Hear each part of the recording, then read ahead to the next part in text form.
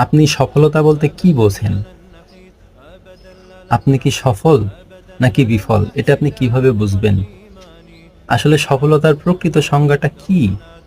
আপনি কি পেলে সফল হয়ে গেলেন? আসলে কতটুকু পাওয়ার পরে মানুষ সফল হয়ে যায়? ভাই, সফলতার সংজ্ঞা আপনার পরিবার আপনারে শিখাইছে। সেই সংজ্ঞাটা হচ্ছে একটা ভালো চাকরি করা, একটা বাড়ি থাকা, একটা মানে দুনিয়ার সম্পদ থাকা, ছেলে-মেয়ে থাকা।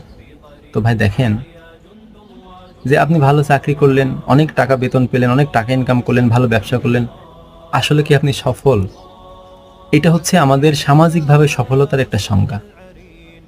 আসলে আল্লাহ তাআলাও একটা সফলতার সংজ্ঞা দিয়েছেন পবিত্র কোরআন মাজিদে। সেই সংজ্ঞাটা কি? সংজ্ঞাটা হচ্ছে যে মানুষ যখন কিয়ামতের কঠিন ময়দানে ওই জাহান্নাম থেকে মুক্তি পেল, ওই ব্যক্তি সফলতা লাভ